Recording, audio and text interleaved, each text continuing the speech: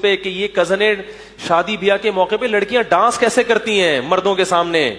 کتنا برا لگتا ہے بھائی. تو لڑکیاں جوان جوان لڑکیاں باپ بھائی موجود ہیں وہ ناچ رہی ہیں. یہ کوئی کلچر ہے؟ یہ کون سا کلچر ہے بھائی؟ یہ تو جانوروں والا کلچر ہے. مسلمانوں کا جو صحیح مذہب کو فالو کرتے ہیں ان کے ہاں کزن سے پردہ کرتی ہیں. بات آ رہی ہے سمجھ میں؟ میں نے جس گھرانے میں آنکھ کھولی الحمدللہ ہماری سب بہنیں کزنوں سے پردہ کرتی تھیں, بھابیاں دیوروں سے, ایک ہی گھر میں رہتے ہوئے بھی کوئی ایک دوسرے سے فری نہیں ہوتے.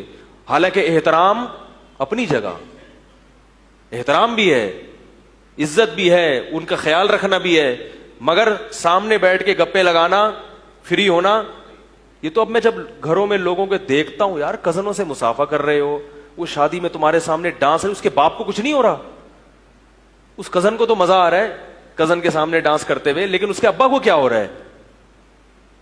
وہ یہی سوچ کے صبر کر رہا ہے کہ یار ہم بھی ناچے تھے تو اب صبر کرو بس. یہ اولاد اپنے باپ کی اتباع کرے گی, ماں کی. جب حیا ختم ہو جائے تو پھر آپ کسی کے بھی نہیں ہو, پھر کوئی خدمت ودمت سب تباہ. لوگ کہتے ہیں نا بیٹا قابو میں نہیں ہے, بیٹی قابو میں نہیں. قابو میں کہاں سے ہوگی جب آپ نے اس کو چمونی آپا کی شادی میں نچا دیا تو اب بیٹی آپ کے ہاتھ سے گئی. وہ تو شرم و حیا ہوتی ہے جب ابا سامنے آئے تو سر پہ چادر لے لے. اس قسم کی بیٹیاں ہوتی ہیں جو ابا کو کیا سمجھتی ہیں؟ ابا. جب آپ نے اس کو نچا دیا شادی میں تو اب آپ کہو کہ بیٹی میری بات سنتی کیوں نہیں ہے؟ نہیں سنے گی, کیونکہ اس میں جو ایک حیا تھی وہ اتنا کانفیڈینس آپ نے اس کے اندر پیدا کر دیا, بولڈ بنا دیا کہ اب وہ آپ کی آنکھوں میں آنکھیں ڈال کے بات کرے گی. جب تک آپ اسے روٹی کھلاؤ گے کھائے گی.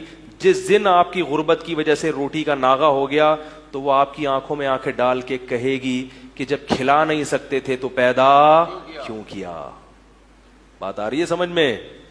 جب کھلا نہیں سکتے تھے تو پیدا کیوں کیا. اور اگر تربیت ہوگی تو کہے گی کوئی بات نہیں ابا, ساری زندگی آپ نے کھلایا ہے, آج اگر ایک روٹی کا ناغہ ہو گیا کوئی نہیں. سلیمان علیہ الصلوۃ والسلام کا ایک واقعہ کتابوں میں لکھا ہے, لقمان علیہ السلام کا. یہ کسی کے غلام تھے تو ان کا مالک ان پہ بہت سخاوت کرتا تھا. تو ایک دن مالک نے ان کو ککڑیاں دی, جب انہوں نے کھائیں تو وہ کڑوی تھیں لیکن یہ کھا گئے. مالک نے ایک ککڑی جب چکھی تو کڑوی تھی, تو اس نے کہا لقمان علیہ السلام سے کہ تم یہ کڑوی ککڑی کیسے کھا گئے؟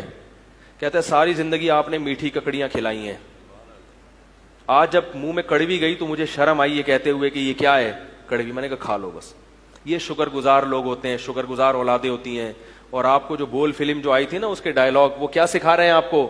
بیٹی باپ کی آنکھوں میں آنکھیں ڈال کے بول رہی ہے جب کھلا نہیں سکتے تھے تو پیدا کیوں کیا. میں اس باپ کی جگہ ہوتا ہوں, بولتا غلطی سے پیدا ہو گئی, اب آپ کے پاس آپشن ہے دنیا سے جانے کا. بھائی اس وقت تو آپ کو پتا نہیں تھا نا, پیدا ہو گئے خود بخود. اب تو آپ ماشاءاللہ ذہین و سمجھدار ہو. اگر یہ مسٹیک مجھ سے ہوئی ہے تو یہ ایسی مسٹیک نہیں ہے کہ جس کی تلافی نہ ہو سکے. بیٹا یہ بندوق ہے, ٹھا کر کے مارو, تکلیف بھی نہیں ہوگی. ایک دفعہ جب بھوجے میں لگتی ہے نا وہ ایک دم سے مر جاتا ہے آدمی, وہ تو جب تڑپ تڑپ کے مرتا ہے پھر تکلیف ہوتی ہے. ٹھا کرو ایک دم غائب, تو جہاں سے آئی تھی وہیں چلی گئی. کیا خیال ہے بھائی؟ ایک جواب تو میں اس کو یہ دیتا کہ بھائی یہ مسٹیک ایسی ہے جو مجھ سے ہوئی, لیکن اب اس کی تلافی ہو سکتی ہے. اگر آپ مرنے کے لیے تیار نہیں, اس کا مطلب آپ زندگی کو نعمت سمجھتی ہو. اگرچہ کھانے کو روٹی نہیں ہے پھر بھی زندہ رہنے کی کوشش کرنا اس کی علامت ہے کہ زندگی بہت بڑی نعمت ہے. غریب آدمی بھی زندہ رہنے کی, وہ کہتے ہیں مرنے کے لیے تیار نہیں ہوتا. یہ جو خودکشیاں کرتے ہیں تو بیوقوف ہوتے ہیں, یہ تو وقتی طور پر جذبات کا شکار ہوتے ہیں, ورنہ جب تبھی جو خودکشی کرتے ہوئے بچ جائے نا وہ دوبارہ کوشش نہیں کرتا.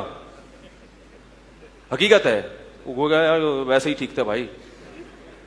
میں نے کئی کیسز اس طرح کے سنے ہیں اور دیکھے بھی ہیں کہ خود بچ گئے تو ویسے ہی ٹھیک ہے, اچھا ہوا نہیں مرے. وہ تو جذبات میں آ تو پاگل ہو جاتا ہے نا. تو پہلا جواب میں اس کو یہ دیتا کہ بھائی یہ مسٹیک مجھ سے ہو گئی کہ میری تنخواہ کم تھی اور بیٹا آپ پیدا ہو گئی ہیں, تو اب یہ اس کی تلافی ہو سکتی ہے, ٹھا کر کے ختم کر دیں اپنے آپ کو. دوسرا میں یہ کہتا کہ اگر کھایا نہیں ہے تو اتنی بڑی کیسے ہو گئی ہے بھائی, کھایا نہیں ہے تو اتنی بڑی کیسے ہو گئی. تیسرا میں یہ کہتا کہ بیٹا آپ کو صرف ضرورت کا نہیں ملا, ضرورت سے زیادہ ملا ہے, کیونکہ جس کو ضرورت کے نوالے ملتے ہیں وہ اتنی باتیں نہیں کرتا. یہ تو جب بہت زیادہ پیٹ بھرا ہوا ہوتا ہے نا, بہت طبیعت سے کھایا ہوتا ہے, پھر باپ کی آنکھوں میں آنکھیں ڈال کے اس قسم کے تانے دیے جاتے ہیں. تو آپ کو بہت زیادہ ملا ہے, اتنا ملنا نہیں چاہیے, تھوڑا تھوڑا رہتا تو سیٹ اپ صحیح چلتا رہتا. میں آپ کو بہت زیادہ کھلا دیا ہے, سمجھ رہے ہیں؟ تو اس لیے بول فلم جنہوں نے بنائی ہے نا, ان سے کہیں کہ مجھ سے ذرا دوبارہ رابطہ کریں, ٹھیک ہے نا. لیکن یہ کبھی بھی نہیں کریں گے, کیونکہ ان کو ایک میسج دیا گیا ہے کہ اسی میسج کو لوگوں میں پھیلانا ہے. یہ قوم کو سیدھا راستہ نہیں دکھاتے, ان کو چینل کو ایک ہدف دیا جاتا ہے کہ بھائی یہ سیدھا ہے, غلط ہے, اس ہدف کو آپ نے اچیو کرنا ہے, بس اس ہدف تک پہنچنا ہے. اسی حساب سے ڈرامے بنانے, اسی حساب سے, کیونکہ نسل روکنی ہے. اب اس کے لیبل مختلف قسم کے لگائے جائیں گے, تو یہ مقصد آپ کی خیر خواہی نہیں ہوتی ہے, سمجھ رہے ہو؟ تبھی آپ دیکھ لو پھر ان کے حالات کیا ہوتے ہیں. لوگ کہتے ہیں ان کی تربیت, تو تربیت کیا ہوتی ہے ان لوگوں کی؟ ان کی تربیت دیکھ لو. ہم نے تو بہت سے دیکھا ہے لوگوں کو, کھانے کو گھر میں روٹی نہیں ہے مگر بیٹا باپ کا احترام کرتا ہے. اور بڑے بڑے مالداروں کے گھروں میں دیکھا ہے, باپ نے پوری دنیا کی دولت نشاور کر دی بیٹے پر, مگر بیٹا باپ کو باپ ماننے کے لیے تیار نہیں ہے, وہ شکر کرنے کے لیے تیار نہیں ہے, جنازہ پڑھنے کے لیے تیار نہیں ہے. ایسے بھی کیسز آئے ہیں, ٹائم نہیں ہے, ابا کا جنازہ پڑا ہوا ہے, میں ٹائم نہیں ہے, جا رہا ہوں میں. اس طرح بھی کیسز آ رہے ہیں سامنے. تو یہ تو انتہا ہے, لیکن جاؤ اسی طرف رہے.